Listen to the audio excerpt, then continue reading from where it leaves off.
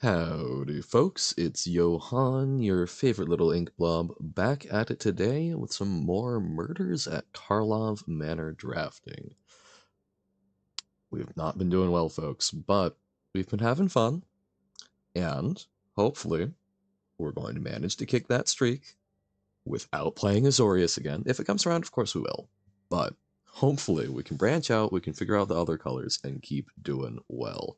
You're still in Platinum. I'm not optimistic about making it to Mythic, but I think making it to Diamond is still very achievable if we rally.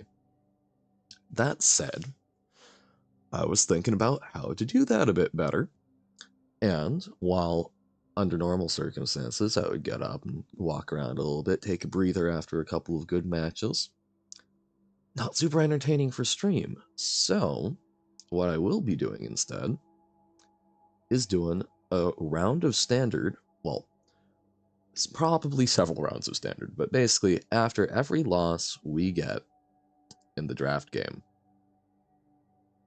we're going to play some standard until we get a win in that standard, and then we can go back to the draft, kind of hopefully work out all of those losses, work out that bad energy, and then get right back into the draft. So that's the plan for today, and we're actually going to kick it off with a game of standard, because I am very sleepy.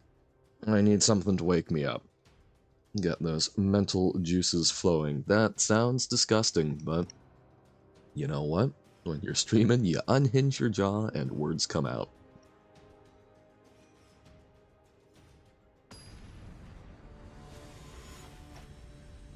Alright, E107. So yes, I have gone over to the dark side. I'm playing Boros Convoke because I had a lot of the cards, and it does look fun to me. This is a bit of a sketchy keep, but I do think it is keepable. We've got the Knight Errants, we've got 1-drops. I think we've got a reasonable chance to draw into something else to help it pop off a bit. It is slow and clunky though. Okay, don't immediately draw into anything worth looking for, but we'll play out the frontliner. And we might honestly just be running out the recruiter next turn. No, because instead we can run out the resolute reinforcements. Yeah, we'll run out the resolute reinforcements and try and convoke out the Knight Errant. They may have a counter here. I'm optimistic since it didn't pause when we cast the reinforcements. This I feel good about because I suspect even with a temporary lockdown now we've got something that goes over it. An Impakal I think is going to be a fantastic play next turn, and I think we'll go with... let's go with the Novice Inspector. I think it's going to be easier to slot into a curve. And they simply concede. That's been happening an awful lot with Boros Convoke. It is a scary, scary deck. It's interesting.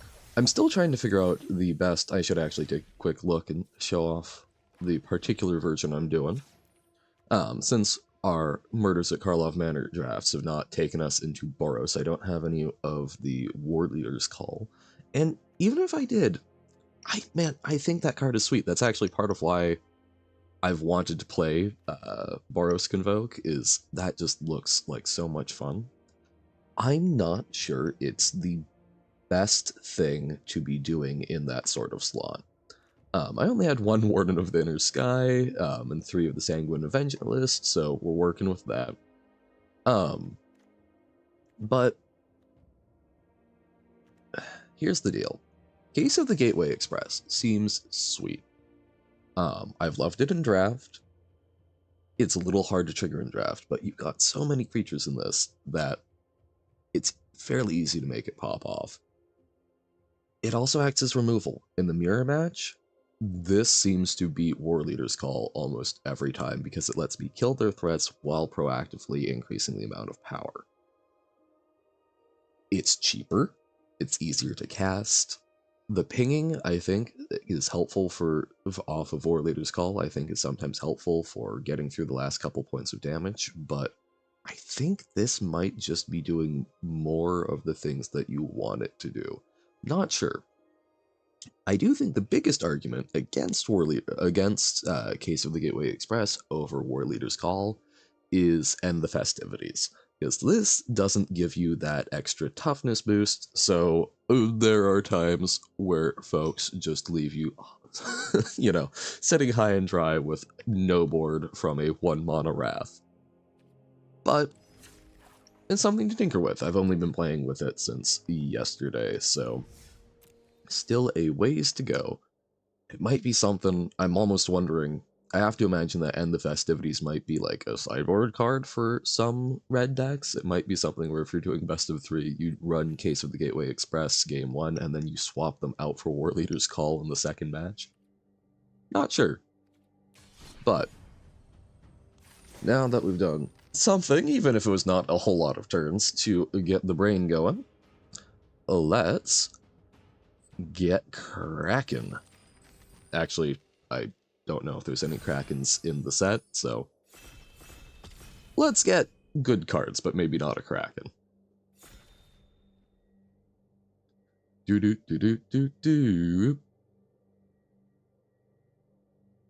Apparently I feel like I'm on some sort of morning talk show with trying to imitate a trombone like that, I guess. Okay. Ooh, alright. I think we'll be starting off with a cheeky, sharp-eyed rookie. This is a card that's been making me wonder if mono green is in a position to pop off in standard.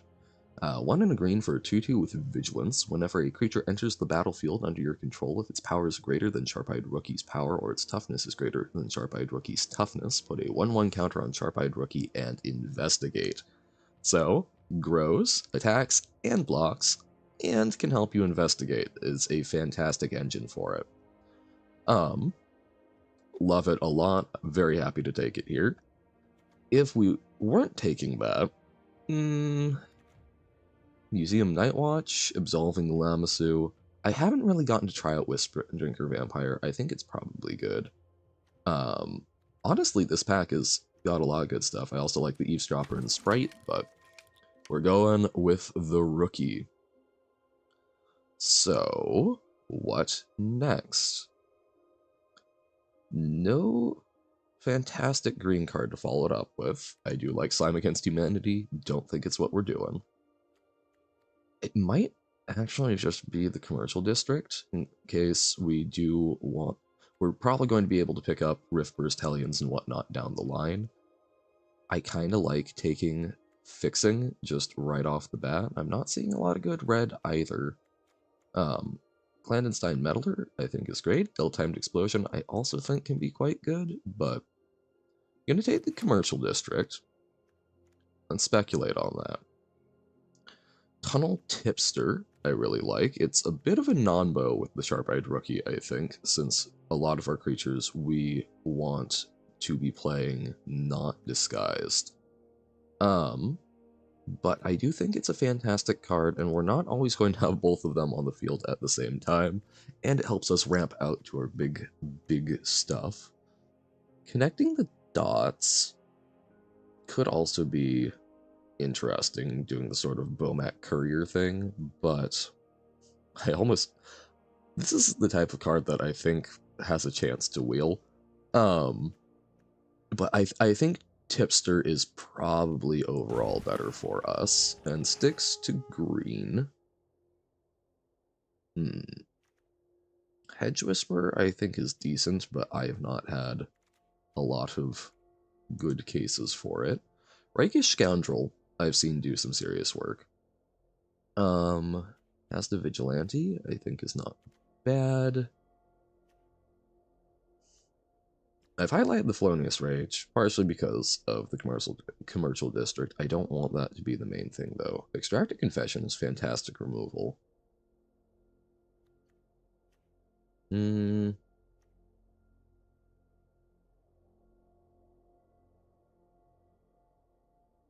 Yeah, we might be going green-black. Treacherous Greed looks fun. Don't think we are in a good position for it, but Murder, very good spell overall. I'm a little low on it in this format, just because of Ward making it into a flesh to dust for some of those 3-drops you really want to hit. Loxodon Eavesdropper, I think, is very good to pick up.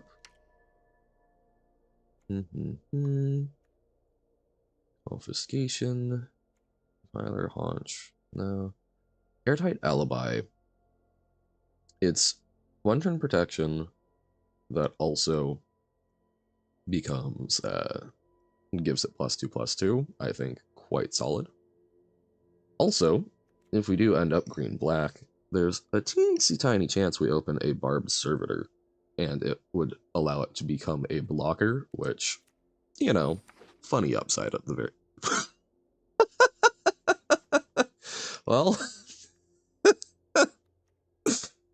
I guess sometimes you're your own good luck charm. Wow. Okay. I think we go for it. Like, I think that's a fantastic 4-drop. I think Lead Pipe and Alley Assailant are both very good cards as well, but I think we go with the Barbed Servitor that has a chance to become unsuspected. Fantastic.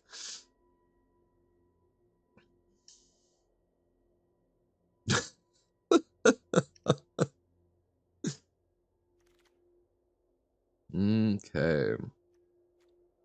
Well, let's go with a Basilica Stalker, I think. And Crowd Control Warden certainly isn't bad. Chase is on. I think is a good combat spell. We got so blown out by it last time, but I don't know. It feels a little expensive, and that's probably why I don't take it and I'm going to keep losing to it this format.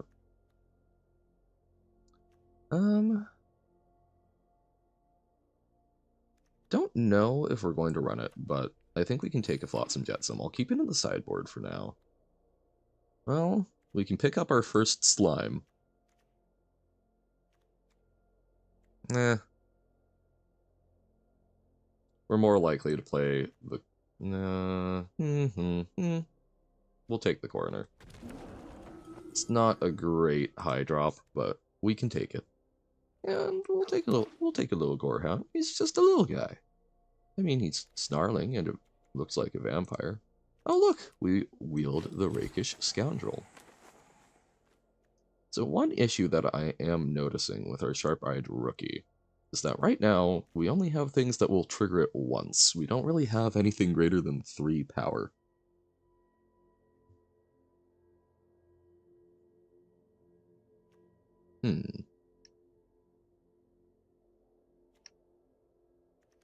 But even then, a 2/2 Vigilance that can turn into a 3/3 Vigilance is not terrible.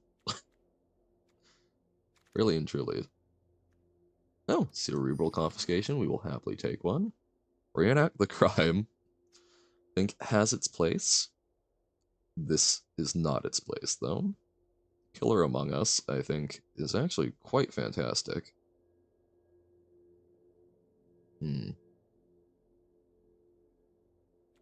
Slice from the Shadows, also very good removal.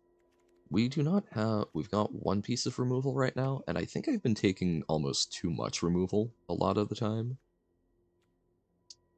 I think I'm going to take Killer Among Us. That might be the wrong call, but let's take a lot of good bodies. Okay.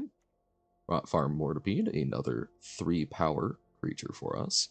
We do not have a lot of collect evidence to trigger it, but I think it's often kind of okay, just as is, but Hard Hitting Question, I think, is very solid removal, so we will take it there. I haven't gotten a lot of opportunities to try it out. So here, we could take another Eavesdropper. We could take our first Slice. There's part of me that wants to take the Night Drinker Moroi, just to trigger the Sharp-Eyed Rookie. I don't think that's the correct move. I really like the Eavesdropper, but I think we take the Slice and guarantee that we've got at least one at this point. Ooh. Can we splash? No, I don't think that's a good call. But Whipcracker is a 2-mana 3/2, which I haven't gotten to play with. It's got Reach, which seems very important to me for dealing with flyers. And sometimes it just gets extra upside.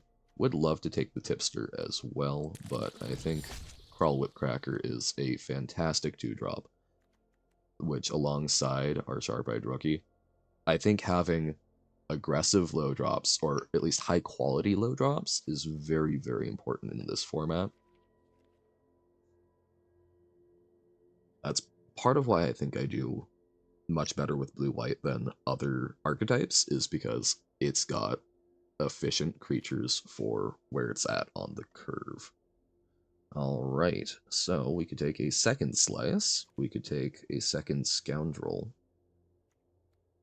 Scoundrel, I think, is quite good with Hard-Hitting Question. So that's Hard-Hitting Question, Extracted Confession, and Slice. I'm gonna take the Scoundrel. Repeat Offender, I think, is another very solid option for us. Although Persuasive Interrogators, I think, is good high end and can trigger Sharp-Eyed Rookie later. I'm gonna take this. I think Repeat Offender is probably overall better, but I haven't had a lot of opportunities to mess around with the Interrogators, but I think they're solid. Clandestine Meddler, I think, is quite sweet. We need more stuff in our 3-drop, our 3 slot, and I think it can do quite a lot. I think this will be an Alley Assailant for similar reasons. Well, we could take another Slice, or we could just rare draft. So it doesn't seem like folks are in black. I'm gonna take the rare for value, honestly. I think we will probably see another Slice. I'm also not sure if we actually want the other Slice. We will pick up Immortipede. Just come in here to look, so we've only got... Okay, so we've got a couple of other things that can be 3 drops. We can take the Moroi, likely not going to play it. But it does give us a 4-drop for triggering the power. A 4-power creature. The second Coroner, which I think would be a fascinating job, although as someone who has issues with blood, probably not one that I should pick as a career choice. But, I don't know, I think you would see some very interesting slices of humanity, and not in... Okay, I guess also in the making a bad joke way, but... No Witnesses! A Wrath. Not what we're doing, but scary to remember that that is indeed a spell that exists in the format. Cease and Desist is sort of the green-based one. I don't think we want that. But I do think we can take a second Eavesdropper and have some fun with it. Archive? No. For a moment, I'm like, oh, we're green-white. No, we aren't. No splashing blue off of that. Gardener could help fix mana. I don't think that's necessarily fantastic. The Agent, though, does get you some value when you play it, especially since it's an exile. I think we are happy to take that. We have another Stalker. We have an Assailant. We went this way. Don't think we're looking for that kind of ramp. We love the T-posing mole. Don't think we're doing that. I think we are on the more aggressive end, while I think Basilica Stalker is decent. Let's take another Alley Assailant, which can help close out games, as well as come down early and just be a big guy. Riftburst Hellion I would like to pick up the second Crawl Assassin, or Crawl Whip Cracker, I think is very tempting, though, and really just sort of commit to that more aggressive bent. I like it a lot. There's a lot of tokens that I think you're also happy to eat with it. So I don't think it's like a guaranteed 2-for-1 or anything, but it is, I think, it's a 1+, maybe a 1.1, 1.2 for 1. And sometimes small grindy value can make a big difference.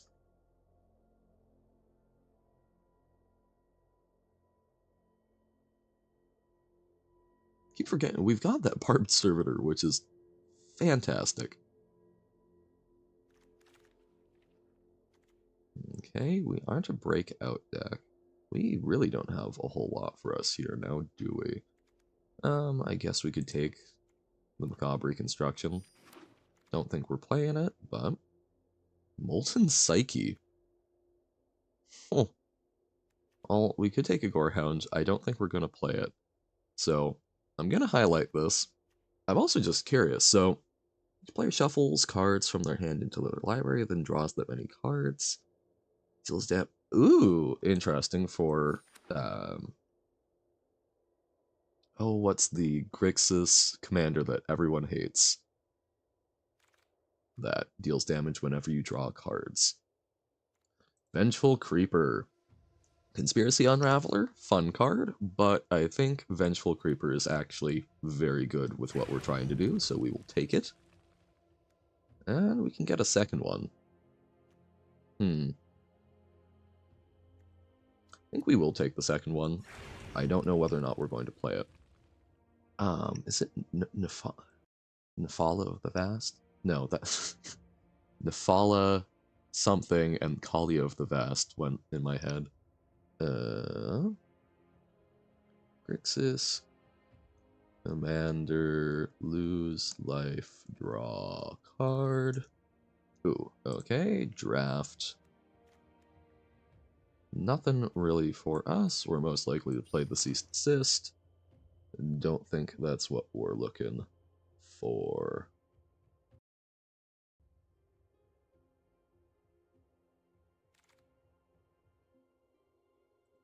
Rubber Bolt Maverick. Again, don't think we will play it, but we will take it. And I can't for the life of me remember the name of the card, but... And sure, we'll take the Rampage, since we aren't going to play any of those.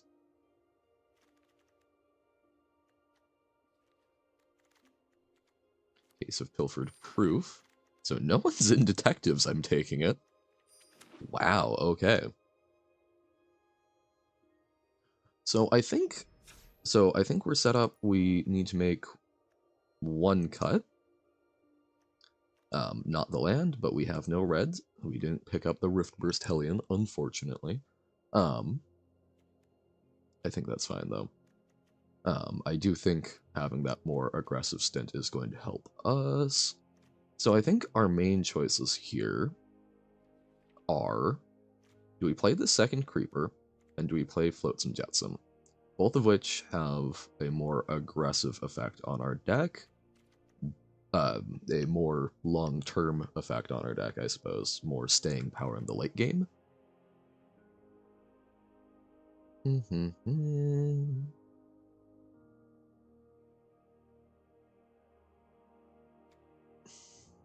While I love this as a big finisher that can go grab cool busted stuff from our opponent, I think we're hoping to have mostly closed out the game by then. And I don't think we are a deck that benefits a whole lot from the Flotsam end of things. We don't have much collect evidence. Actually, do we have any collect evidence? I don't think so. So I think that probably is not super great high end. But I will bring down the Vengeful Creeper. It gives us more reliable triggers on the Sharp-Eyed Rookie, potentially.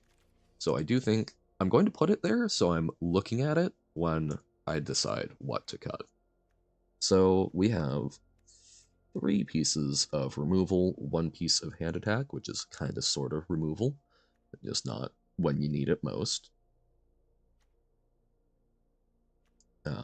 Protection spell, that is funny, so I will for sure not cut it, even if that's possibly a bad move.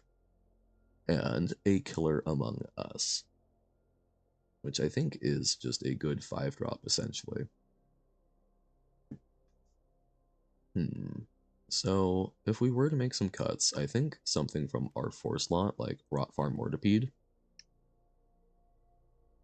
especially since these can also be played as 3-drops, and have a bit more upside on the aggressive thing, because you can just play it down, give something indestructible, and crack on in. And I think our other cut is probably either the Unscrupulous Agent or the Gorehound. I think it's going to be the Gorehound, mostly because we aren't really benefiting from the Surveil an awful lot. It is card selection, but we don't have as many combos, and we don't have a great number of power 2 or less. We're not like the we're not the black-white detective small thing get big deck. We've got just sort of a lot of stuff that's kind of value in the like 3 power range. And so speaking of, looking at Sharp-Eyed Rookie, that's 2, 3, or 4, 5, 6, 7, 8, 9. So that's 9 creatures that can make it a 3/3. And then, oh, sorry, 10 creatures that can make it a 3/3. And then 3 creatures that can make it bigger. So I don't think this is going to be shown off to its full potential. I think it's still a very good 2-drop that will hopefully do some silly things for us. Alrighty. I do think that is going to be our deck. We are... Wow, Brain is trying to combine Gruul and Grixis. Grulxis? No, it's Golgari. I think Zeotora would be a good one for this. We don't really... A lot of my pets are very sort of mechanical. Did recently get the Mite from a midweek magic, but let's go with the Cave Raptor. And I think Witherbloom. Tell folks what we're all about. Oh, I haven't thought of a clever name. Servitor. I hardly knew her. That's the alibi for the runes for the Barbed Servitor. There we go. All right. With that terrible joke out of the way, let us get going.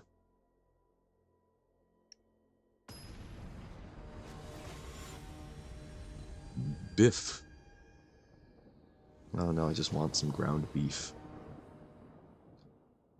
Alright. We have not a fantastic hand, but we can start off with an Unscrupulous Agent, disguise out the Creeper, and hopefully draw a 4-drop, and then flip it up on turn 5. Not the best plan, not the worst plan. This is someone who really likes Watley, but it is some gorgeous sleeve design. I don't know the proper terminology for the sort of ancient indigenous cultures of that region. My brain goes, I think, like Mesoamerican, but I have not researched it deeply, so apologies if that is an outdated term.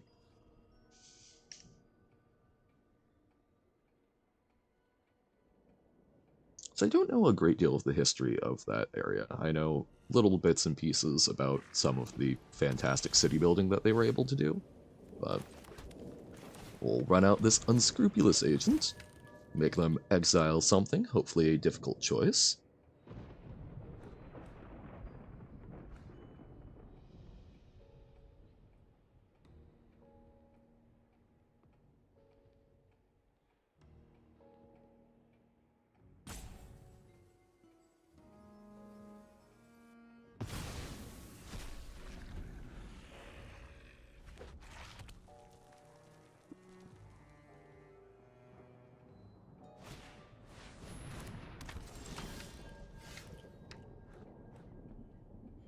Alrighty. So, they have an efficient 2-drop creature. Kind of like what we're worrying about. Oh, also, so innocent bystander. Okay. We will disguise out our creeper. And hold back.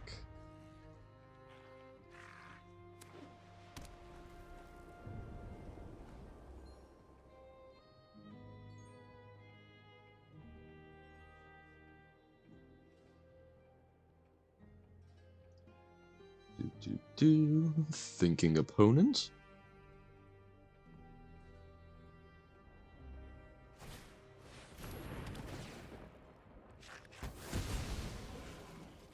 Okay, I'm very okay with them just removing a 1-drop. I also like that we'll get to flip up the creeper. Oh, right, it doesn't flip up on 5, it flips up on 6. This is part of my, but, okay. I think what we do here is we play... I'm going to attack with the 2-2. And then we can hard-hitting question the consultant to polish it off.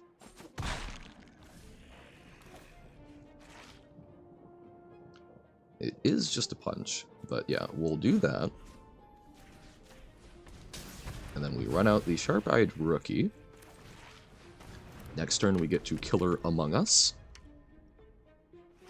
Something something obligatory sussy joke. And figure it out from there. There's lots of figuring out. Ansrag the Quake Mole. Oh goodness.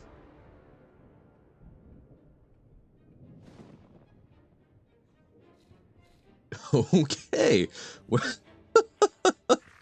That was unexpected. But I think what we do here is we're going to run out Killer Among Us.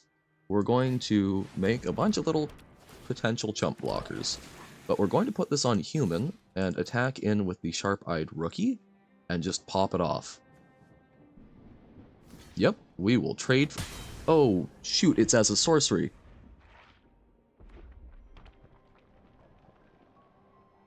Token! No! Oh, no, no, no, no.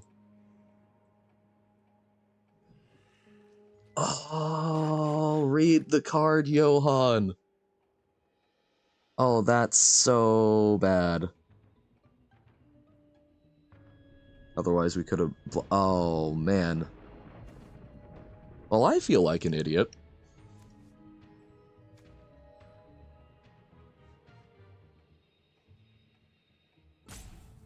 Wow, okay. Throwing away that first game here. I mean, we're not dead, but... Oh.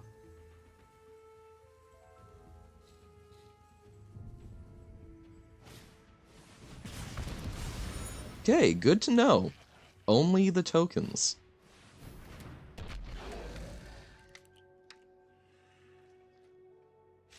And apparently they didn't understand how I goofed that, which I'm thankful for. So, okay. This time we attack with the human token.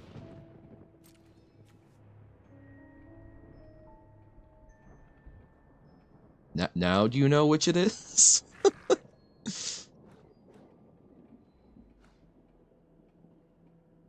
Because I think we'll just hold on and be able to flip this up in response to trade for Ansrag and destroy the Case of the Gateway Express, potentially. Oh, wow. Well, what a fantastic way to learn exactly what that card does.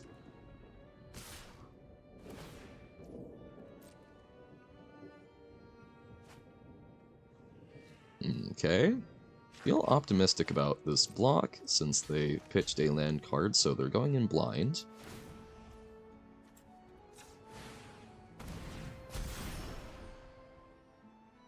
Okay. Sack the clue, see if they can get a combat spell. They could. 3 mana has options, but okay. We got the mole! Yes, they get to attack us again, but I think we're alright. Will not block. Just think we could have an extra 2/2 Vigilance.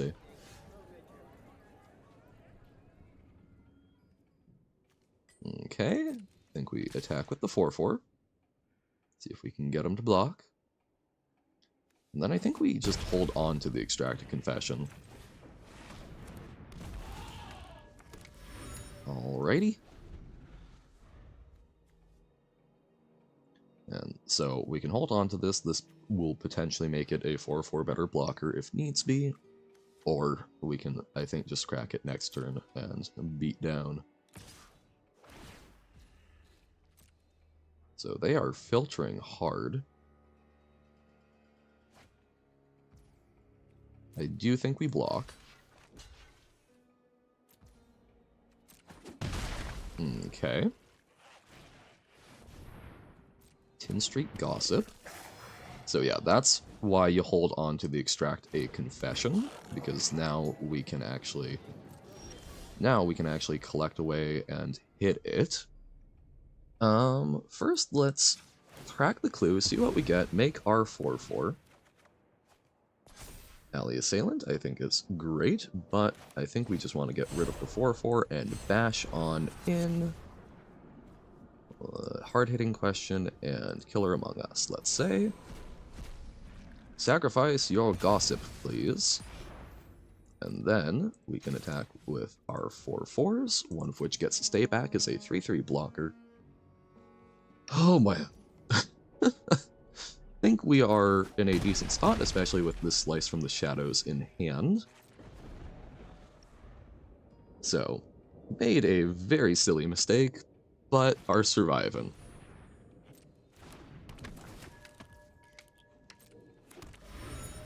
Okay, crack the clue. Not going to be able to have anything super intimidating off of it that you can play out this turn at the very least.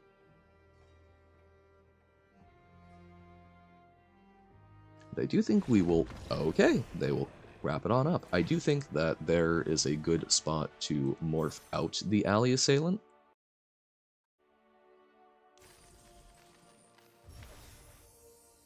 Doobly-doop-doo. Voldalian Hexcatcher? Okay, well, working up towards merfolks, I guess. I do think... I really miss the old standard events, because I know that they weren't as high value for folks who are playing only Constructed, but I think they were a fantastic way to be playing Constructed to backfill your collection. It wasn't fast, but you could, with a decent win rate, be generating gold, which helps you draft, and getting some cool older cards with the rare card rewards.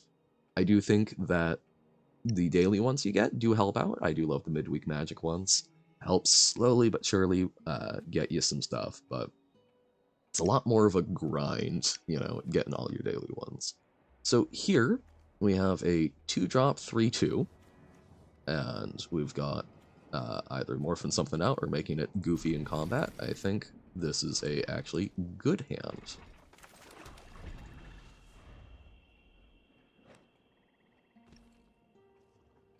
Also, I do apologize if there's any noises of tapping and the like, because this morning we've got some crows being absolute goofballs. Some of my favorite birds, those corvids, but they do some very, very silly things and can be quite terrifying bopping around on the roof. Alright, well, this is going to let them investigate if we attack. And they might just...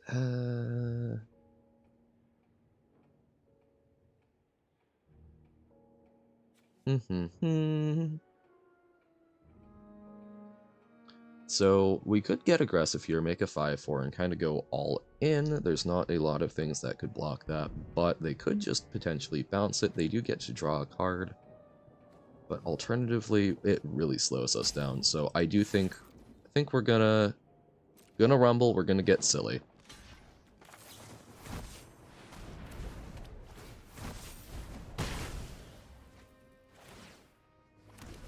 They bounce it, we feel awful, but such is life.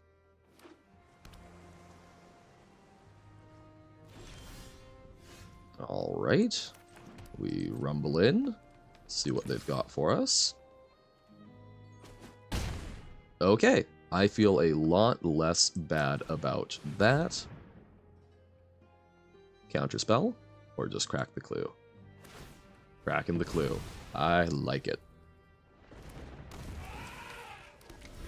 Next turn, if we don't draw much of anything, we can Basilica Stalker, disguised, and then, ooh, ill-timed explosion, gonna discard something big. Okay, they got us. Ooh, well,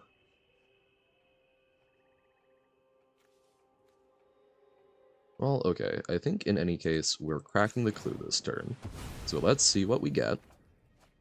Killer Among Us. I do enjoy that. I think we will run out the Alley Assailant disguised so that we can get the flip-up value, and we're not worrying about it coming out tapped. Then next turn, we might just Stalker Plane. Or I also think that Killer Among Us would be a very fantastic proposition. Now the question is, do I... No, I no longer try to attack in with the 2-2. Crawl Whip Cracker, alright. I do actually... Let's just run out the Basilica Stalker. It's a nice aerial threat. And pass the turn.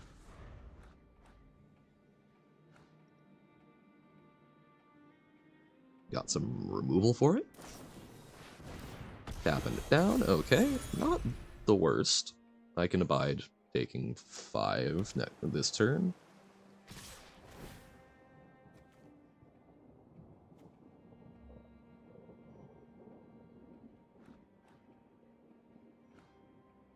Gonna crack your clue with it? No, I'm gonna filter. Exit Specialist, I think, is actually quite solid. Okay. I think we run out Killer Among Us. And since we got the Vidalian Hexcatcher, we'll choose Merfolk. And now, my prior conversations about, oh, you know, which is best because of extra value and whatnot, completely moot. I've been missing a lot of those little one-word things.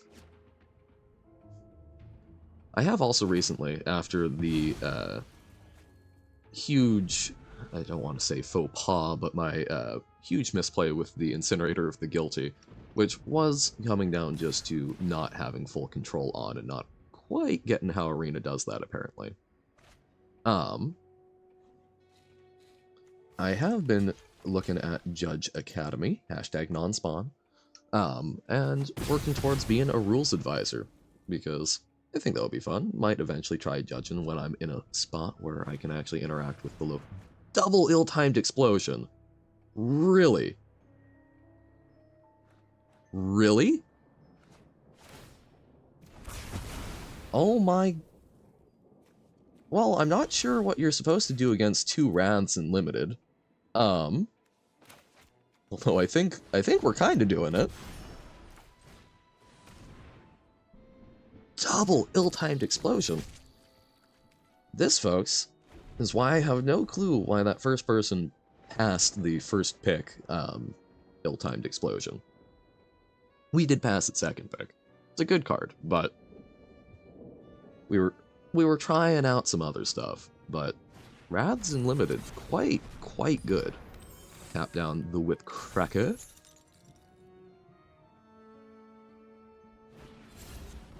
Their own disguised creature. Well, I think we'll just try attacking in, flipping face up. They may double block. Nope. Okay, drain you for 3. hit you for 3. Then next turn, I suspect we'll be able to see Cerebral Confiscation for the last 2 cards in their hand. Cold Case Cracker. Alright, we'll be able to get rid of that.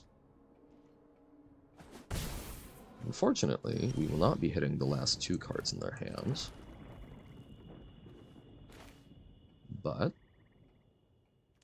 yeah, I think we just go for it. I think the 2 cards is fairly valuable at this point. Well, we can just get rid of the Stalker. Then they can probably crack a clue.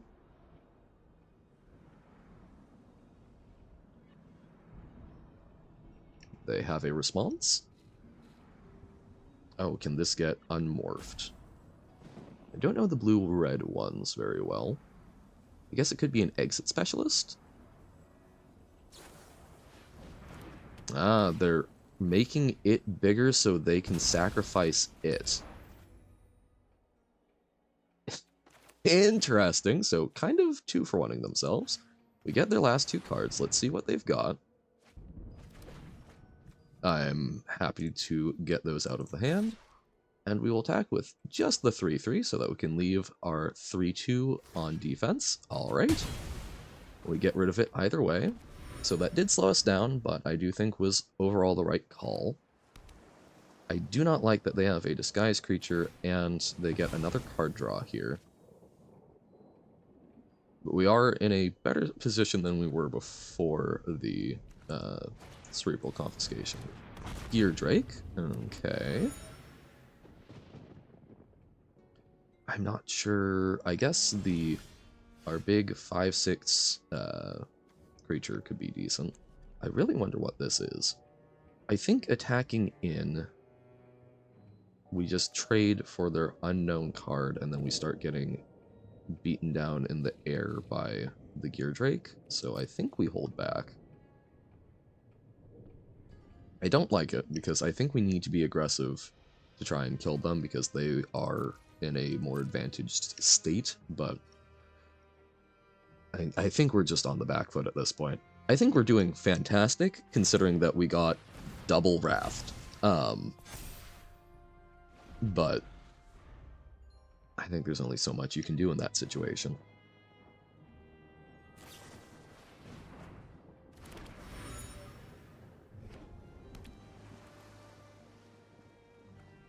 I think we might be playing our second standard game of the day.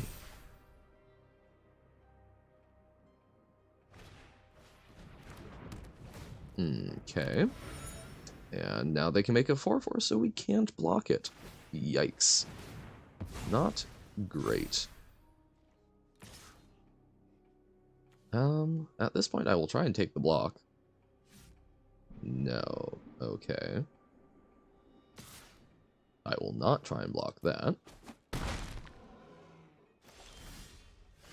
Hard-hitting question. Okay, we can use that to race.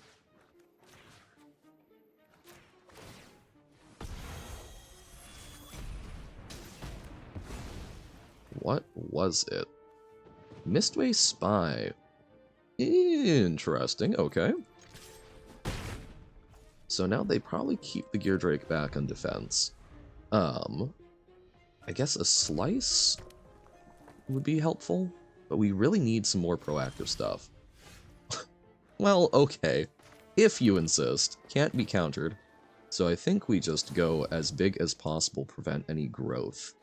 So that would be, we have 5/8, so we can do 7. There we go. Crack on in. Okay. We want some more proactive stuff. We're out of removal. So we just want... we want things that help us kill them. I don't think that's a controversial opinion, but... wow, double Gear Drake, double ill-timed explosion, lots of fantastic deck. And yes, that was me almost swearing. Okay, they have removal themselves, that also makes them investigate. Oh, wait, do they only have... they're going to deck soon. I didn't even realize. So, okay. So we just need to survive 3 more turns?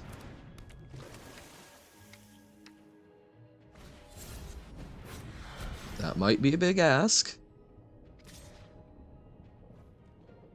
I don't know if... Do we have a second Whipcracker? I think it's... Yeah, no, it's already dead. Vengeful Creeper. I think... Okay. We put it out this way. Unfortunately, we can't instantly flip it up, but it does let us kill the Gear Drake next turn. Which I think is important. Okay, it's a 5/5. So we can oh no, they're going to tap down the rookie, I imagine. We might still be screwed.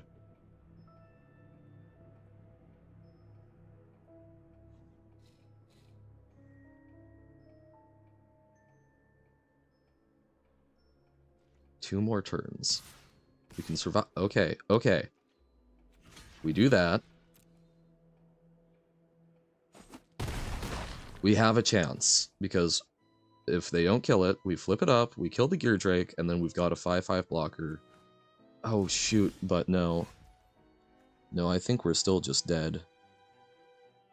Because they'll be able to attack in with that. Ugh.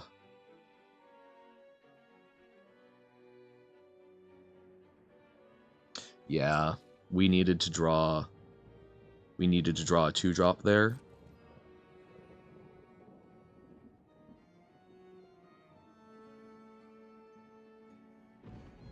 I mean, we'll still bluff. Oh, whoopsie.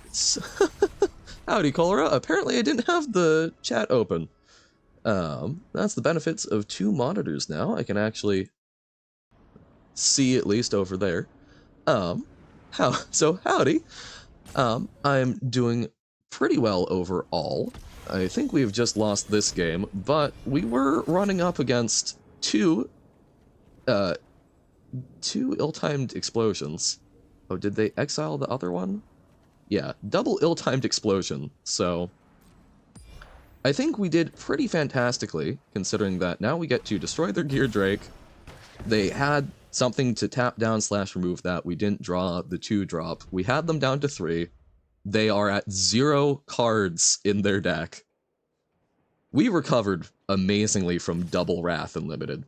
So, they still won, but feeling decently about it. I'll give you a quick overview of the deck. Because we had another trophy moment. We had another... Man, wouldn't an Assassin's Trophy be amazing? Because pack 1, probably like pick 5, I think, picked up Airtight Alibi. Decent spell. Good for giving something hexproof, making it a little big. Love it dearly. And if it's suspected, it's no longer suspected. I went, hey, and we're already green-black, so maybe we pick up the Barbed Servitor, which was the next pick. So, we've got a lovely Golgari deck with a very fancy schmancy combo. We can have a Barbed Servitor that's able to block. But we didn't pop off the way we would have liked that game, but I think we did pretty well, all things considered, so not complaining. But we took a loss, and because of all of the losing streaks, I have a new proposition. Normally, I would get up, walk around, chill out a bit, but instead, I'm going to alternate with a few games of Standard until I win a game of Standard and get through all of that bad losing luck. Because that's definitely how it works, right? Magic Prophet. Alrighty. And yes, I have gone to the dark side, Boros Convoke. But, you know, it's fun. It uses new cards. And I like my aggro decks. We would love a red source here. My mana base is a bit wonky in it. In any case, how are you doing today, Cholera? That was a lot of information real quick for you.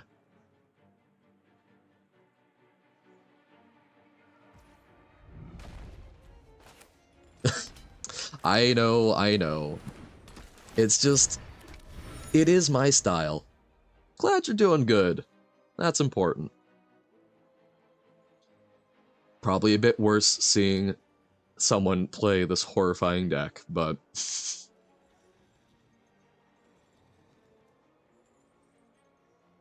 Oh, a film in the cinemas. What film was it today?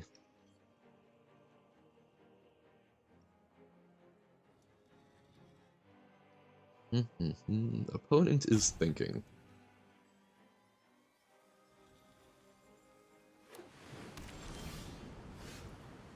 Well, we will Mirex Demolition.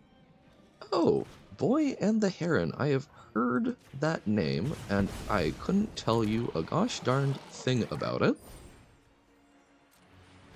But glad it seemed going and seeing stuff, especially with family, is great. Oh, it's Studio Ghibli. That's why I've heard about it. Gotcha. That sounds lovely.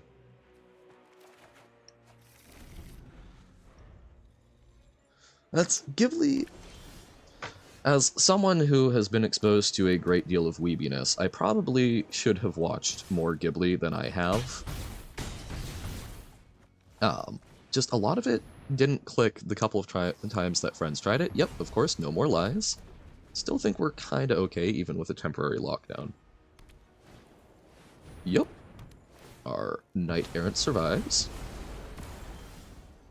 Ooh, and we draw the red source. Sorry, thinking through lines.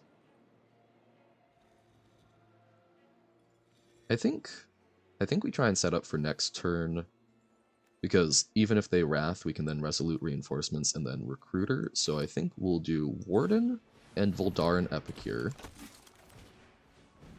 You're a sponge when it comes to foreign literature, media, and culture, to be honest. Yep, I like to absorb it. But I don't watch a whole lot of movies. The Ghibli stuff didn't click with me a whole lot until recently. I guess it was mostly folks trying to show me Howl's Moving Castle, and that just didn't... Not surprised, I'm also a weeb. It's been a long, long process of friends slowly chipping away at me. This reads Wandering Emperor to me, but we can Reinforcements and then Recruiter next turn. But I do think they do some good stuff. I eventually came around with Nazca of the Valley of the Wind, was very cute. I just sort of enjoyed the aesthetics of it. And Kiki's Delivery Service, because I like witchy things, and also, I don't know, some going out into the world trying to figure out how to make it felt kind of relevant. So Wandering Emperor or another No More Lies. I guess if it's a casualty, not casualty, Make Disappear. Running out the extra land has a benefit, so we will try it. I think we've still got lethal. Yep, okay. Whew. Because, yeah, they were probably trying to Emperor the 4/4. Neat-o. Alright. We got out the bad luck. Time for another game of the draft. Oh, also, apologies, the fantastic name, Servitor, I hardly knew her. That's the Alibi. I've been doing a little bit of Judge Academy, working towards at least Rules Advisor certification, and despite playing this game for a long time, learning some stuff already, like Convoke. I did not realize when casting a spell, you can pay the basically additional payment that isn't mana or mana abilities comes after the mana and mana abilities. So if you had like a Pilipala and a Stoke the Flames, you could untap the Pilipala since that's its mana ability. You untap to make a mana, and then tap it for the Convoke to get double payment. That said, Pilipala, you have to pay 2 to untap it, but still, thought it was kind of neat. Also, is this a good hand. Probably not. But we have an aggressive 2-drop. And we've got a very goofy thing to go and to try and make happen. Scapegoat! Oh dear. Natsuka and Princess Mononoke are highest placed bucket. Ooh, okay. Oh, and we get Tunnel Tipster. Awesome. Well, it's I don't know. I haven't seen Princess Mononoke, but Natsuka is so good. I'm trying to remember where I watched it. I think it was on Prime. Okay. I think we will Tipster now, so that we can Servitor next turn. We're taking some beats. Not gonna lie.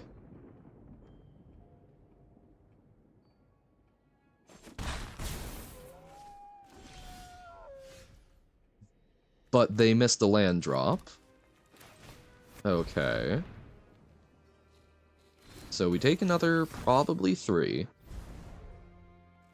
And then next turn we can Whip Cracker and untap with Airtight Alibi.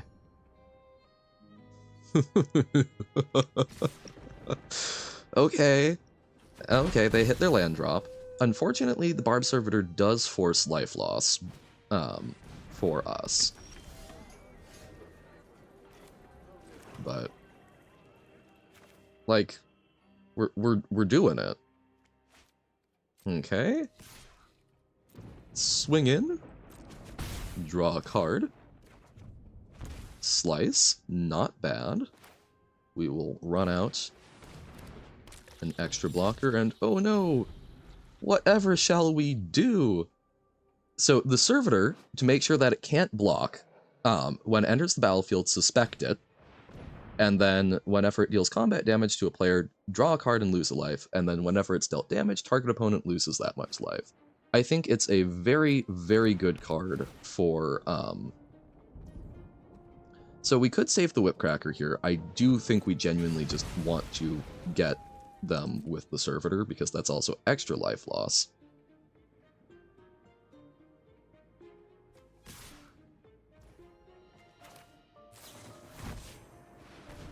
I do think it is a bit iffy. I think it's a very powerful card when you have... It's not very powerful in situations like these. I mean, with the ability to block, I think it's quite good, but generally speaking, I do think it's got some issues, but I think it's oftentimes very good. It helps you dig out of holes. I do think we leave it back on blocks here, and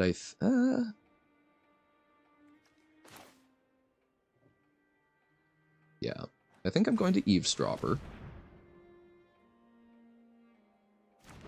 Oh, actually, I guess I could have tapped and done Killer Among Us. So that was a bit silly, but we leave it back on blocks. We have a 3/3 Indestructible blocker that whenever they hit it, it hits them for however much they hit it for. Especially in red-green, I don't think they actually have anything that can get through Indestructible, so we might actually be okay this game. Oh, and they hit double Mask Maker. But yeah, they take the land. Because even if they get rid of the Alibi, it is still no longer suspected. It's janky, but I think, in general, being able to smack in with this, draw a card, menacing, and it's not like they're probably going to block it most of the time, I think is fantastic. Yes, I am indeed starting down yonder tail today. Ooh, they have a Yaris, which we will probably just Zot. Yep. But yes, I will be starting Undertale today at my regularly scheduled afternoon time of 2 p.m. Pacific time. We kill the Yaris.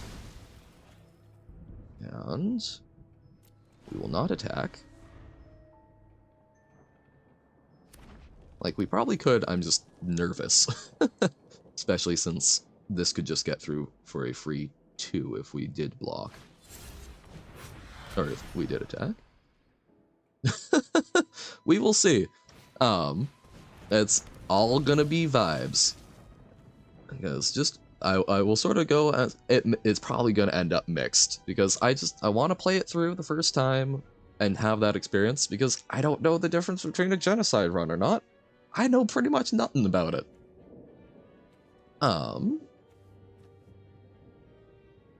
Okay. I think we hard hitting. Okay. I think we hard hitting questions, and then we play this out not suspecting anything. So hard hitting question, servitor onto their menacing creature, and then we go with the meddler. Submit 0.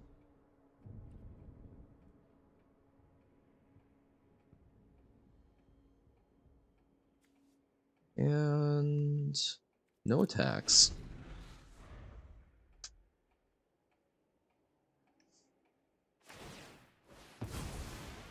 Okay.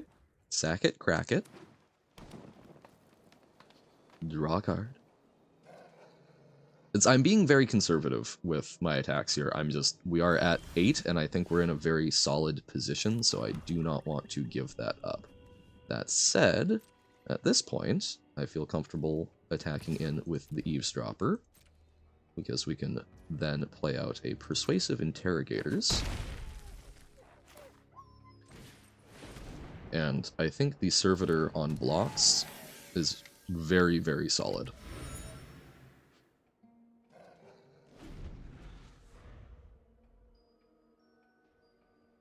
Because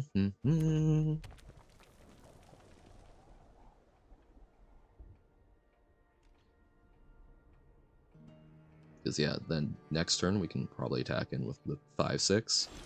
Because it also gets to the point where then if they do attack into the servitor, that in turn kills them. I think we crack a clue so eavesdropper gets vigilance, because then we can still play out one of our 5-drops. And incoming, this might be a Riftburst Hellion, but we will still try. We accept our fate if it is.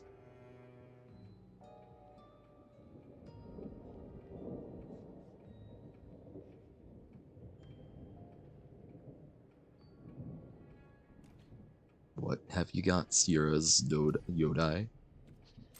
Oh, okay, they take 9, so they only have 2 life to...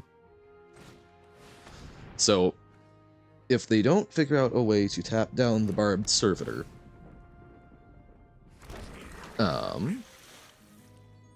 attacking even for 2 kills them. Culvert Ambusher. Okay.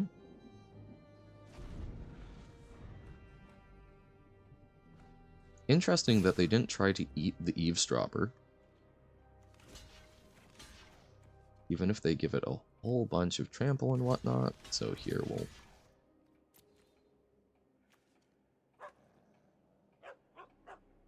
So they would need to find an extra 7 power and trample. Oh my gosh. They found an... No! Oh no! It was all combat tricks. I should have put more stuff. I got greedy.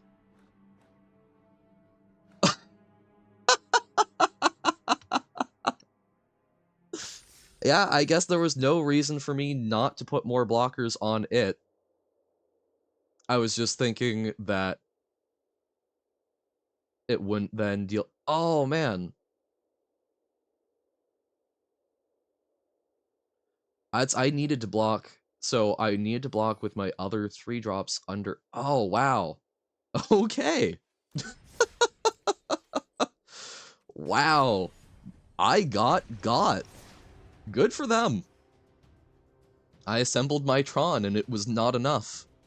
Well, a little Boros Convoke make me feel better. Dang. Okay. Well, we'll give this a shot.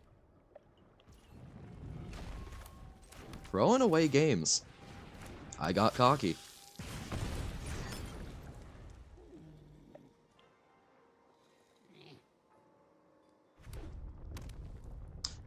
It's fair. You know, I called the servitor, it arrived. I called exactly what they need to kill me, and they had it. Fair play. Cannot convoke out this turn. So we will resolute reinforcements on their end step, and then probably convoke out the Knight Errant, unless we get to run out the Evangelist, in which case we can do both.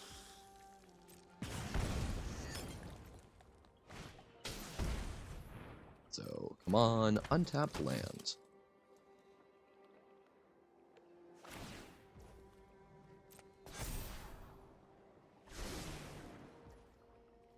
There's been quite a few of the mirror matches. But I will say, I'm finding that I enjoy doing the case that allows you to zot something with all of your creatures over the War Leader's call.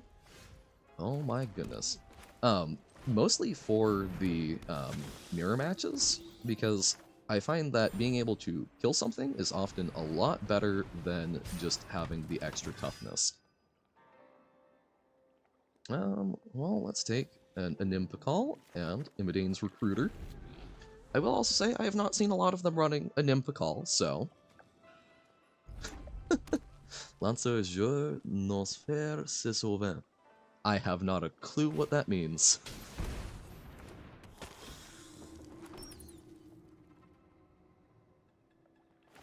Your fantastic French eludes me.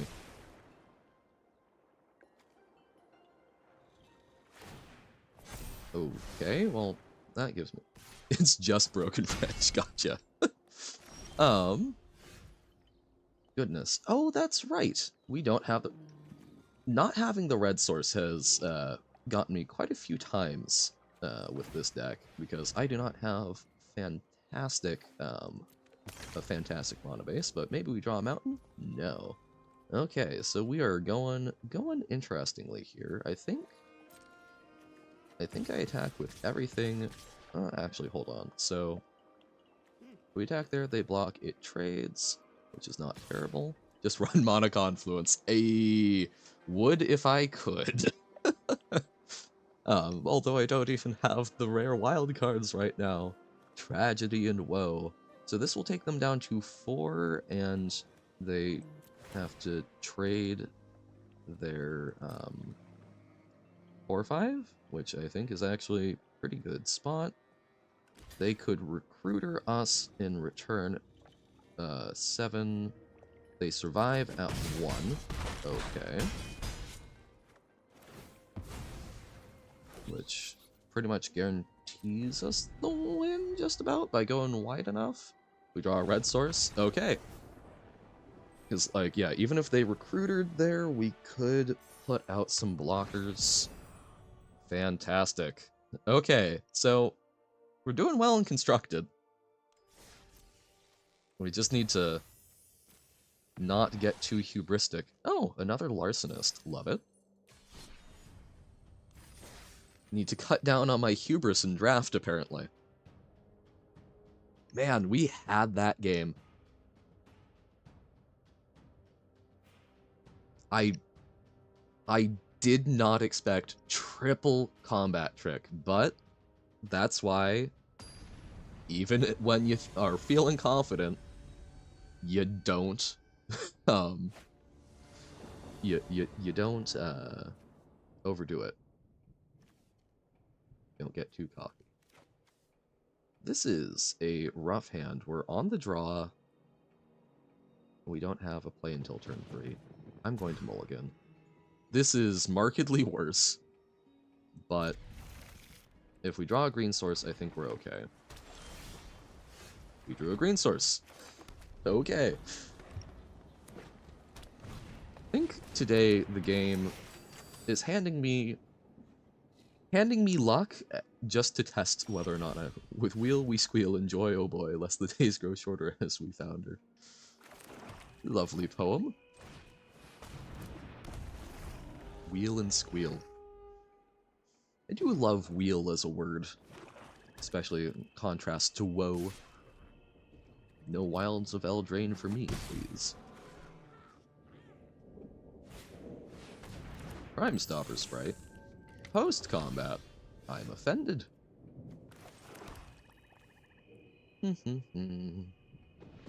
I think we're just gonna extract and whipcracker. Try and keep their board down a wee little bit.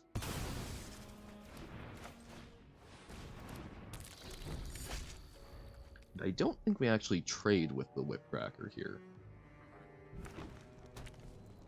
because I think we'd rather try and get them with the airtight alibi later.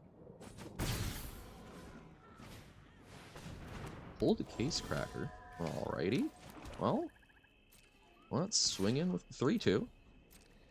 Guessing you don't block. Yep. And we just passed the turn. Oh no, what are we to do?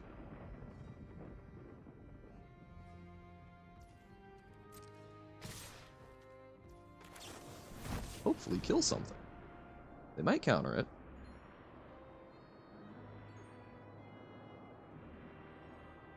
Or kill it. Or bounce it. Alright. That hurts. But I think it was worth a shot.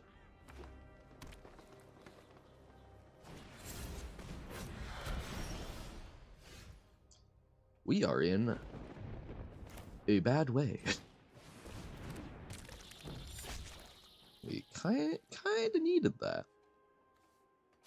Just gonna run this out as a 3-3.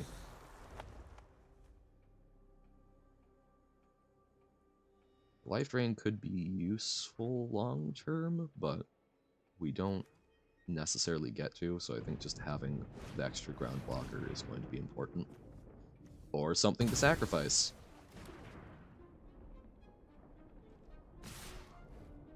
Think they've got us.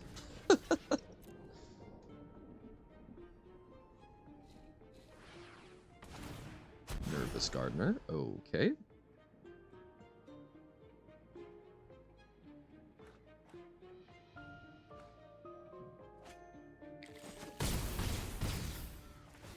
Guess if we draw like a hard-hitting question, we could take down the sprite. Another Crawl Whipcracker.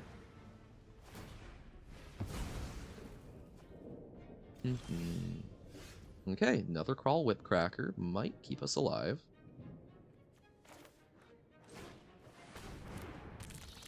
And we'll run out another Alley Assailant. Not looking good. But we're not just dead right yet.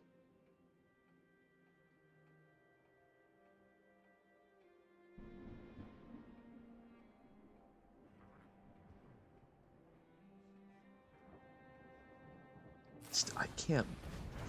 Oh my goodness, okay. Can't believe we lost the last game through our own hubris. Disappointing. But such is life.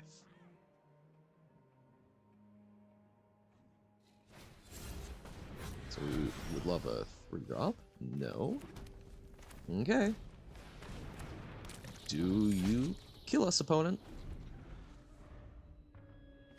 Do you end our draft, our hopes and dreams?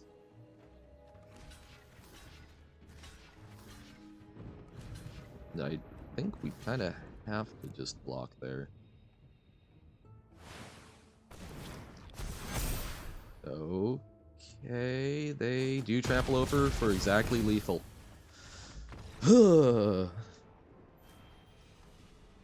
Gosh darn it. Alright. Well, it happens. Got careless and got punished for it. Well, In that case, I think I'm just gonna jam a little more standard.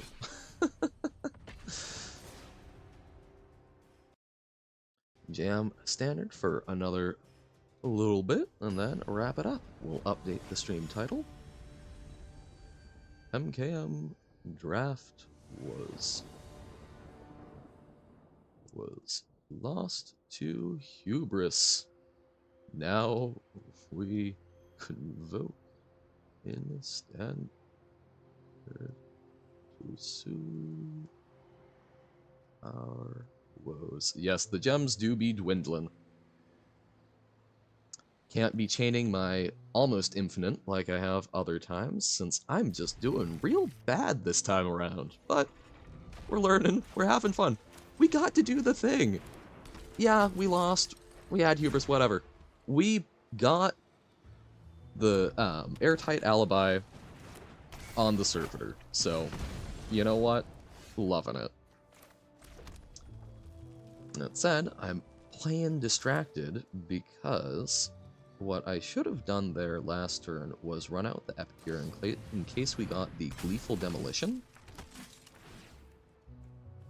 I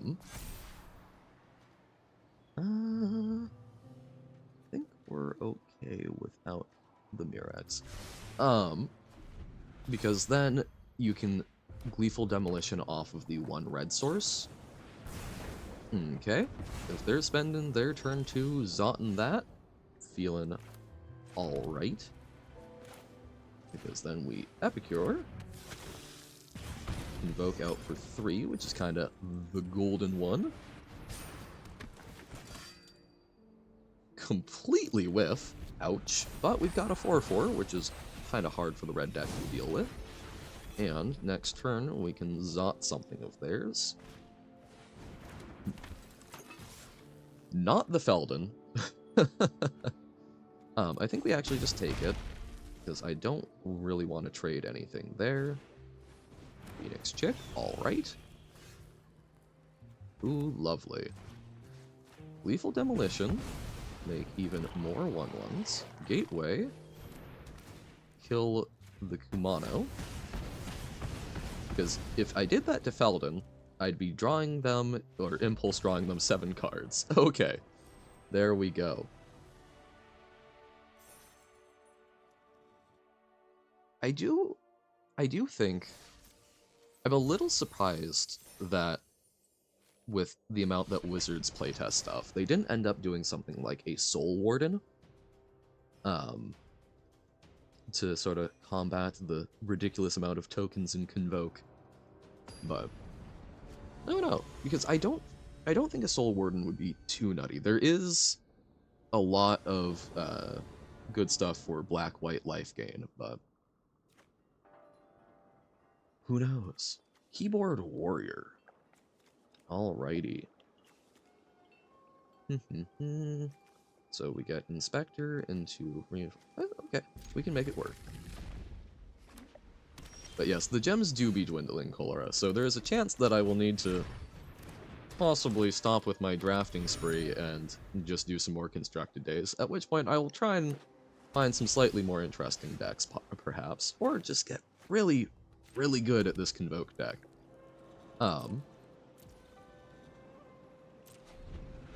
And maybe not talk talk through my attack. But okay, we'll probably get them by more than 1, right? We'd love a land for the Evangelist. We do not get it. We will attack in for 3. Realm Breaker, they're going to be more Control-E. So they might have a board wipe. I think I'm just going to run out the no-value Gateway Express to Anthem the team and keep the rest of the stuff back a little bit. Temporary lockdown would hurt, but I sense a want. Is Feldon, I smile like a Smilodon. I'm a keen artificer smashing gears together like an erupting geyser. That feels like that's probably actual flavor text from something. If so, fantastic, and if not, I'm impressed. Wow, running cold on these knight errants. I'm guessing this is a Wandering Emperor, or are they just going to Realmbreaker us?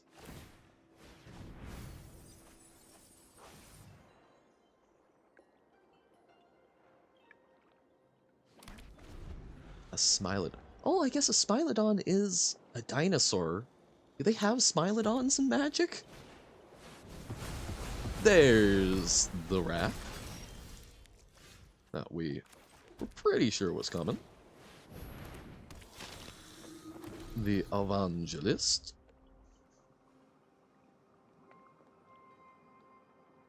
Dane's Recruiter. I've a couple of times gotten to use the Train the Troops adventure. It's kinda nutty.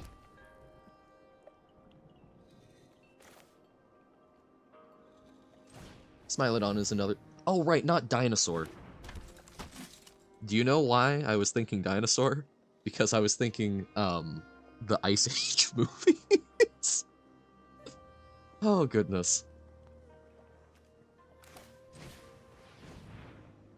Clues do not need to be tapped to sacrifice, so... we will do it like so. Okay, I think we're actually good with the double recruiter. I think we would prefer the land so that we could adventure it, or something of the sort. We're not going to attack, they've got the 4-4. We might just eat another Sunfall here.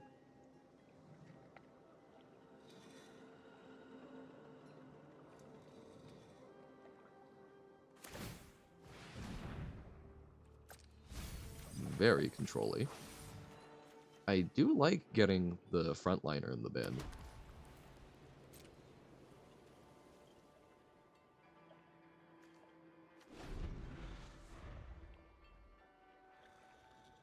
I assume that Smilodon... I assume that there's something about smile that root word refers to, like, big mouth.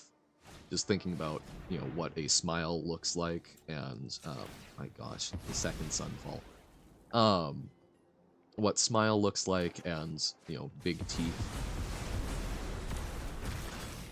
Being a mono-red aggro all-star makes as much sense as him being a rapper. Yeah? That's fair. Spitting bars, breaking cogs.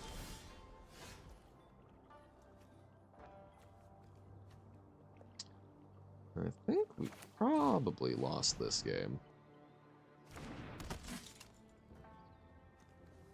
We don't do the recruiter because they can just block. Yeah, we are oof, oof, oof.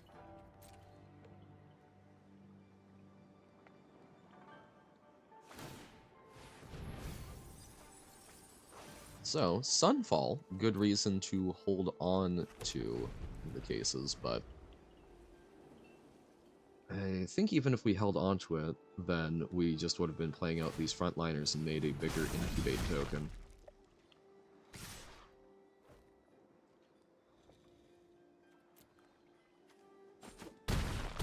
Alright, I get it.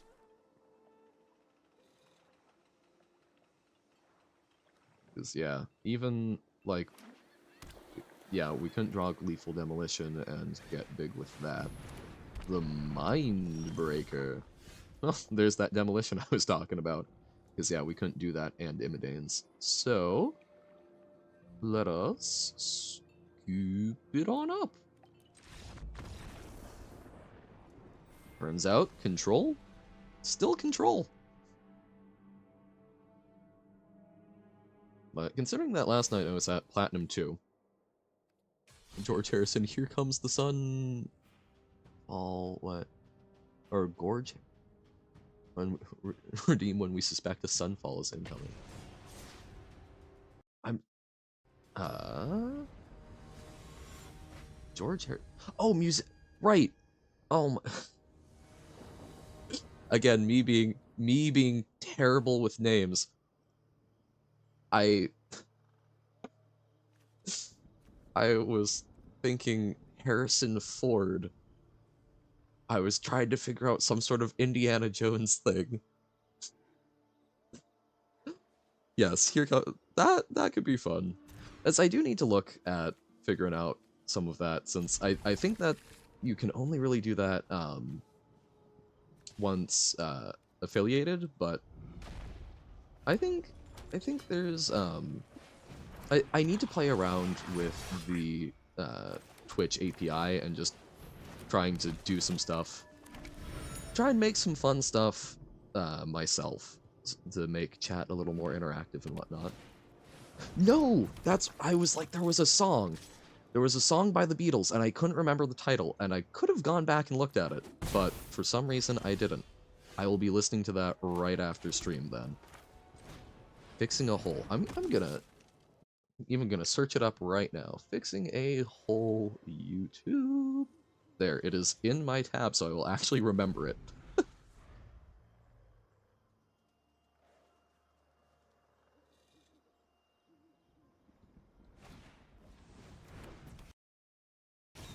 The Phoenix Chick? We are hurting for red, but...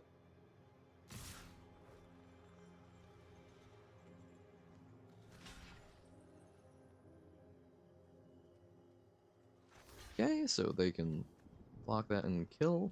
It's pretty groovy in your opinion? Awesome. We do love the groove. So, we're gonna kill the Inspector or the Frontliner? That is the question. Alright. I am the Walrus and Yellow Submarine. Both very good ones. I concur.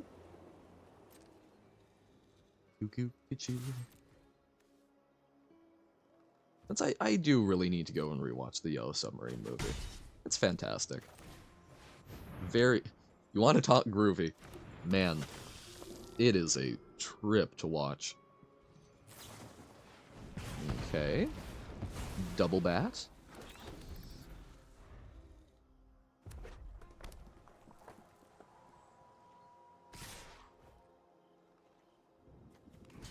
I will block with one of the bats here. Stem the bleeding a little bit. Rest to kill. Okay. You know what's great at dispelling darkness? A blazing inferno. 1 damage. You have another play. Give a toast. Lots of it. In fairness, though, I'm playing Boros aggro, so I can't probably complain in good conscience. Well, okay, we're gonna give them 2 impulse draws, but I think we do still just try and get it off the board. A land and a second Chandra. Okay. They took the land, unsurprisingly. We'll knock this Chandra down to 1. Alright, oh, you only choose one of them. Okay. Right, it's not separate instances of damage, even though it's animated that way. Or is it? Should it be? Because it's each creature deals 1 damage. Oh, they're running the antagonized version.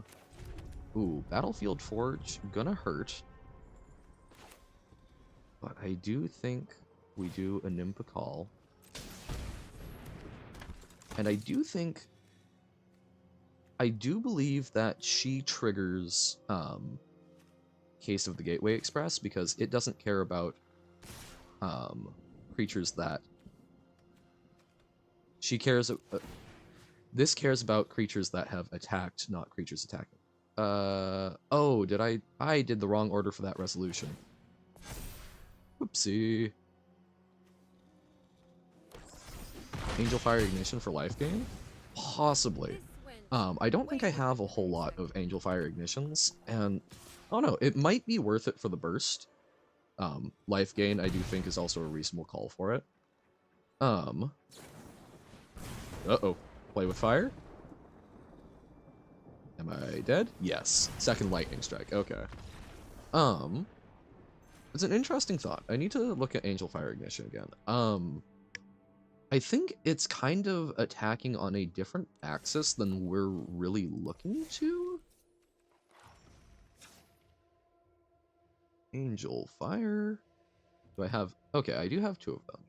So it gets 2 1/1 counters, Vigilance, Trample, Lifelink, Indestructible, and Haste. So, okay. 2 1/1 counters is good. That means it's an actual pretty decent amount of it. Flashback is also very solid. I think my biggest thing with it is it's very much going for, so it's a sorcery thing, so you can't even surprise with it. Yeah, it's a sorcery.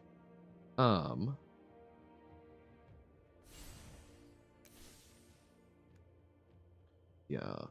So I think my big concerns with it. I may try a build with it at some point. I think I'm still kind of getting a handle on this one. As evidenced by a number of like how I stack triggers and whatnot.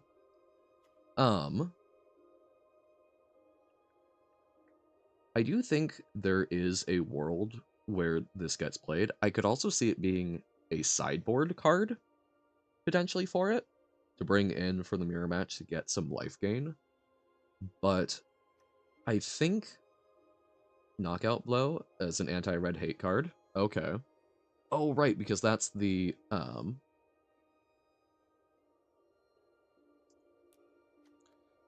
color hate one, yeah. So 4 damage and gain 2 life.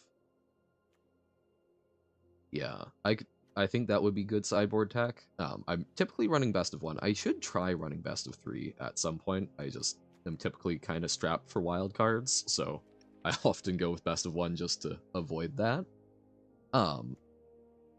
Knockout Blow I think would be good sideboard tech.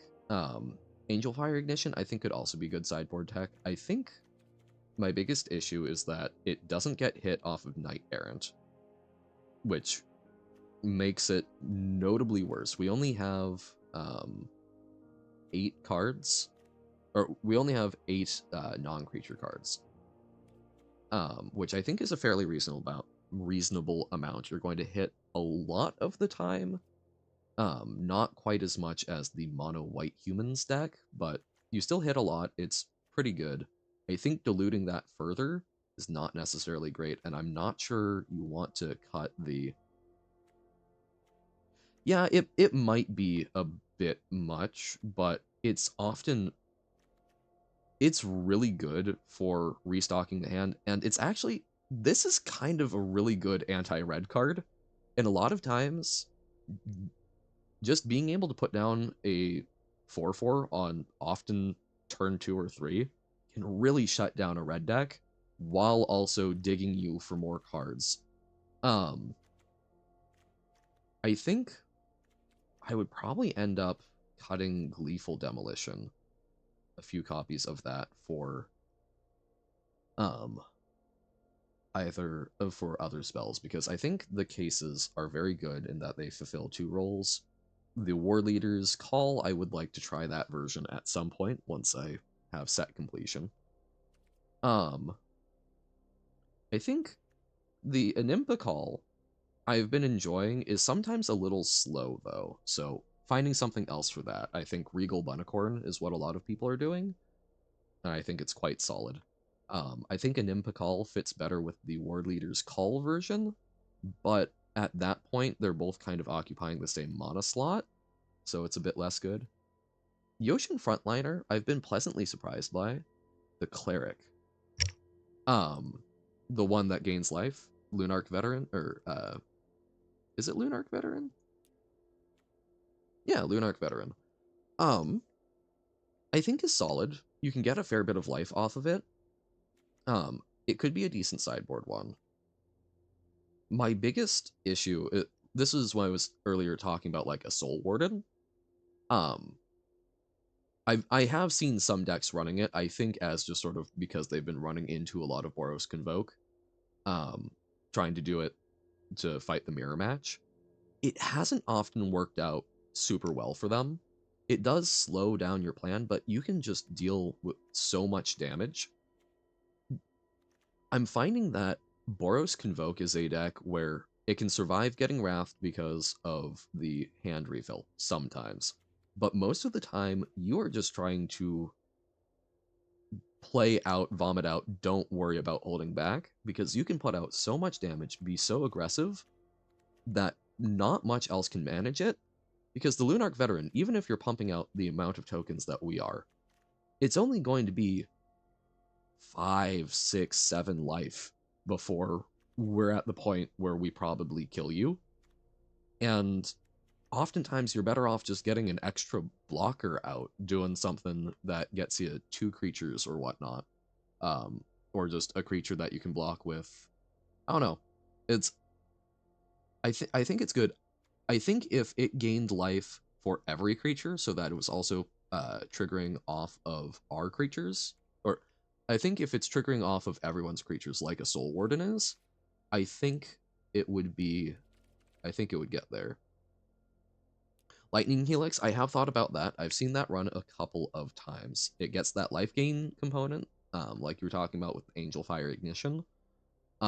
It can also serve as removal for the decks that are running the Helix over the, or not the Helix, the War Leader's Call, over the Case. Yeah, I think there's a lot of different ways to do this. I've been relatively comfortable with this build. I possibly want to go higher on the Wardens. I think the Bunicorn version, I feel pretty strongly, does some good stuff. And I think these are all very good sideboard considerations. I haven't been playing a lot of best of 3, so I don't have a good feeling of what I do want to be sideboarding into. But you are bringing up a lot of things that I will be keeping in mind if I do switch over to best of 3. So Inspector, we're missing a red source, and we don't actually get to play that out soon, so I think we take the mulligan for something more aggressive. Less aggressive.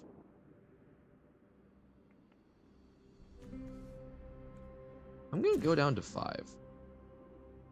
Which, I've actually gotten surprisingly close with this deck on some mulls to 5. This is a bit slower again, but we can turn 2 reinforcements, and then probably turn 3 the Inimicall. Or we draw a turn 1 play. Fantastic. And we've got the removal / buff.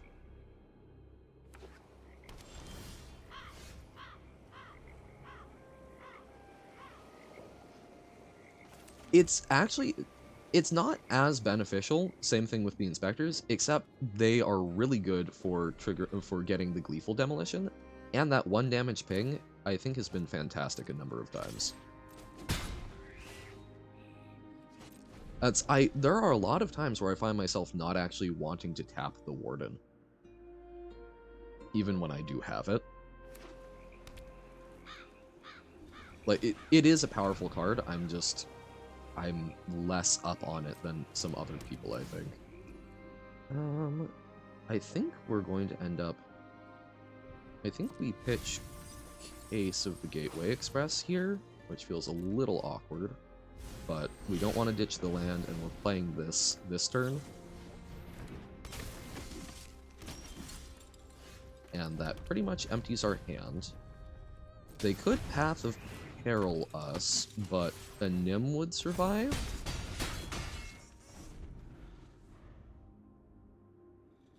So I don't think we're too bad off at the moment. And if they try and Field of Ruin us, we do actually run a lot of basics, because our mana base isn't fantastic, but we can grab the mountain. Yep. Take a peek.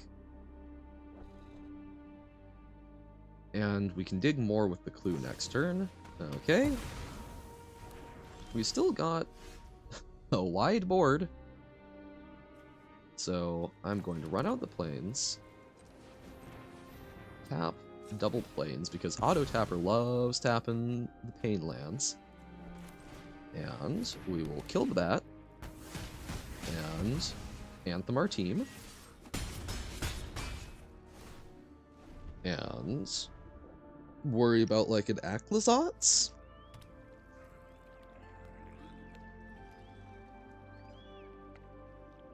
Or Sholdred. Vix's command, okay. So, we need some stuff to rebuild. Knight Errant is not actually fantastic for rebuilding. An Imidane's Recruiter to get some stuff out. They are just going to run out. Ah, Nightclubber! That is some fantastic tech. And I do want to mess around with the Massacre Girl type deck. That is a fantastic piece of tech. Also scry, so you could potentially run fewer lands and find a way to get them out reliably. This is true. I need to... The mana base needs some more work before that, I think. Yep, don't dig anything, but we just get that out so we can at least trade with the Sheoldred.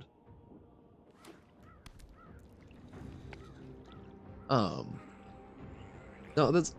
I think there are a lot of ways to tweak this deck.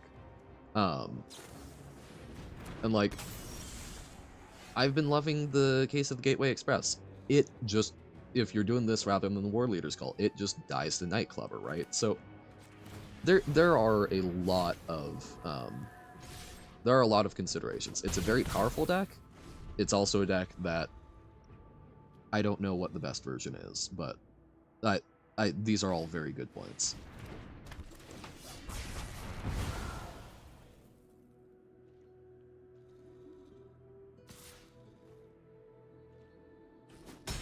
But no, that's I do feel like the War Leader's Call is almost more of a sideboard. Yep, kind of useless there. Because I mean, this is good aggressive removal. The deck is very powerful when it's snowballing, and it's a very resilient snowball in a lot of cases. I mean, that's going to change because people are going to start main decking Nightclubbers and whatnot to prey on all of the people playing Boros Convoke. And that's the Massacre Girl deck is one that I'm enjoying and will love playing around with even more. I think is actually probably sort of a good second one to have. Yep, they've got 8 lifelink. I think we are dead. And I think I'll make, while this can have 3-minute matches, I think that I'll make that the last game for today of Magic. And just quick little, I guess, summary thoughts on it. I think that the Black Massacre Girl deck, that I'm missing some important pieces. I've got the 4 Massacre Girl now. Hey! But like, this build of the deck, I've just kind of jammed in some stuff that I had, like, I don't think Barbed Servitor is actually that great. It's cute, because Wither as well, but yeah, no. I think being able to swap out, like, the Jadar's Tangled Colonies and whatnot for, I think Case of the Stash Skeleton, so that you can tutor out what you need, I think is fantastic. I don't know if you actually do want to go up on Gix. Gix is a good card. I think you've got other really great card advantage in this deck, and you might be looking for a more aggressive creature. I'm not exactly sure, but I think cutting a lot of these kind of goofy creatures, and like the Corpses of the Lost, for better creatures, ones that can block. And then, yeah, like run a Nightclubber so that you just get Boros Convoke and whatnot, and possibly even draw a whole bunch of cards. I think this is going to be a fantastically positioned deck for dealing with a lot of the aggro that we see going on in the format. And then I think Boros Convoke is going to be just one of the best aggro decks. I'm still not sure. I think Boros does often win against the I think it does often win against control. Nope. Wrong deck. That was for the midweek Magic. I think that it is often fast enough to run over and resilient enough, especially if you're kind of high on your number of Mirror X's. But I'm still not sure. I don't know what the, like, control killer of the format is. But I don't know. We'll see. It's I think, at least, people are still figuring out the cards, right? Some folks like me are still getting their hands on most of the collection for brewing, but at least for now, even though there's a lot of Boros Convoke, the matches feel interesting, especially because I haven't run into a lot of the same Convoke deck. Like, most of them, pretty much everyone is running Novice Inspector and Gleeful Demolition, right? Most of them have Wardens, Imidane's Recruiter. The Insidious Roots deck, I've been playing with that. I like it. I like it a lot. I don't think... I still want to mess with this. I think it has a lot of potential. It's really fun. I think it's kind of... I think it's caught in a weird place in the meta, because it dies hard to control, because most control is running farewells and some sort of other enchantment removal. Because of the presence of a lot of aggro, a lot are running the lockdown, which hits our roots, right? So the advantage of your main payoff being an enchantment is a lot less right now. So most of your stuff is 2-drop or less. You just get really hit bad in the control matchups a lot of the time. I mean, sometimes they don't have it, but there's a lot of times where it gets you. And aggro, while, yeah, the blocking is great, oftentimes I'm finding, this is running, how many land again? That's 12, 16, 17, 18, 19, 20. 20 land, which I think is pretty reasonable with our curve. That's only 2 less than the Boros Convoke. A lot of the times, I'm finding myself stuck, even with some ramp stuff. I don't know. It might just be that I've been kind of running poorly, but it often feels too slow to outpace the aggro decks by just like 1 turn. I feel like I'm getting run over. My first like 2-3 turns are set up, and then I'm about ready to pop off. And by that time, they've built a board with 7 creatures on it and slammed down an Imidane's Recruiter, and I'm just gone. So I think this is more of like a turn 4, turn 5 deck. Even though it's really small, I think it's mid-rangey. But it doesn't have enough. It doesn't have a lot of great ways to snipe stuff off early to survive to the mid game. That's just my experience with it. It's powerful. There's ways to break it. I'm not sure it does it in the standard format. I think Insidious Roots in I haven't played a lot of Timeless and whatnot, but I've been watching some Saffron Olive because fantastic content creator.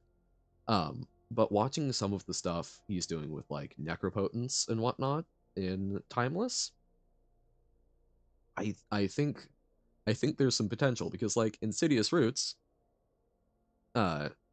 basically Necropotence triggers whenever you discard to it, you then exile those cards from the graveyard. It's not a replacement effect. So each one of those triggers Insidious Roots. So I feel like there's probably a either rock style or like black mold recurrent graveyard threats running Necropotence to just jam a whole bunch of stuff out after you slam Insidious Roots and just grow a huge board. I feel like something is going to exist in that, and like run Abrupt Decays and whatnot, just some really good removal to go along with it. No, it's a really fun card. I love it dearly. I have not figured out how to make it work super well in the current meta. But, alright. We got to do the thing in draft. It sucked how I handled that the second loss, but we had some fun. We got to do some cool stuff. We're still figuring it out, apparently. And hey, now we know how that 5 mana enchantment works. So, thank you for tuning in. Been a pleasure as always, and hopefully we'll catch folks for the 2 p.m. Undertale stream and have some fun cracking into that game. Alright. Bye.